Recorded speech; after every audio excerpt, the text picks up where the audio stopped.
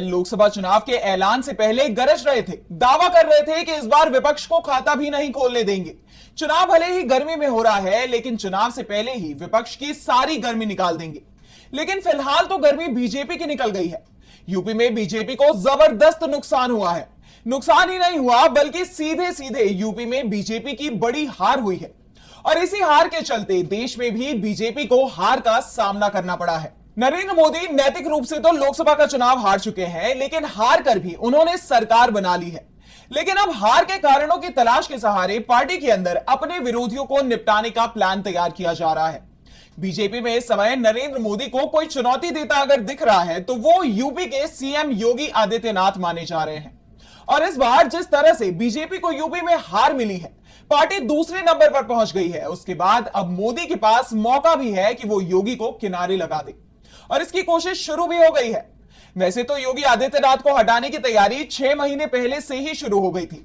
लोकसभा चुनाव के चलते बस इंतजार लंबा हो गया था और जब चुनावों के बीच में दिल्ली के सीएम अरविंद केजरीवाल ने दावा किया था कि लोकसभा चुनावों के बाद मोदी योगी से सीएम पद छीनेंगे, तो यह बात बीजेपी के हर नेता ने कबूल कर ली थी कि केजरीवाल जो कह रहे हैं वो सच कह रहे हैं। इसलिए बीजेपी के अंदर किसी भी नेता ने यह दावा नहीं किया कि योगी अपना कार्यकाल पूरा करेंगे। यहां तक मोदी शाह ने भी केजरीवाल के दावे पर सवाल खड़े नहीं किए। मोदी ने किसी भी रैली में यह नहीं कहा कि योगी को हटाया नहीं जाएगा।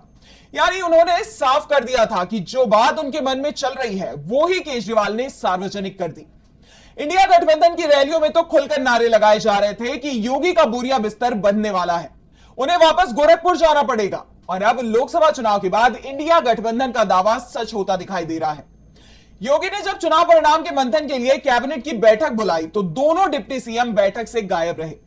मोदी के शपथ ग्रहण कार्यक्रम में भी योगी के दोनों डिप्टी सीएम केशव मौर्य और ब्रजेश पाठक से बढ़ती दूरियां साफ साफ दिखाई दे रही थी। साफ दिख रहा था कि मामला अब योगी के हाथ में नहीं है, इसलिए अब वो अपनी कुर्सी बचाने की कोशिश में जुट गए हैं। योगी दिल्ली में बीजेपी के दिग्गज नेताओं से लगातार मुलाकात कर रहे हैं। वो अमित शाह, नितिन गडकरी और राजनाथ सिंह से मिले, संघ के नेताओं के संपर्क में भी है। लेकिन दिल्ली में भी योगी की अपने डिप्टी सीएम से दूरी साफ साफ दिखाई दी। ब्रजेश पाठक और केशव मौर्य बीजेपी हाईकमान से अलग से मिले हैं, जिसके बाद संकेत मिल रहे हैं कि यूपी में जल्दी ही बड़ा बदलाव होने वाला है। योगी आदित्यनाथ की कुर्सी संकट में दिख रही है। इंडिया गठबंधन के नेताओं ने जो बात चुनावों के दौरान कह दी थी वो अब सच होती दिखाई दे रही है। दावा किया जा रहा है कि बीजेपी हाईकमान ने यूपी में मिली करारी हार के लिए योगी को जिम्मेदार ठहराने की तैयारी कर ली है। सरकार गठबंधन के बाद अब जल्दी ही हार के लिए मंथन होगा और इस मंथन के सहारे योगी को किनारे लगाने का प्लान तैयार कर लिया गया है।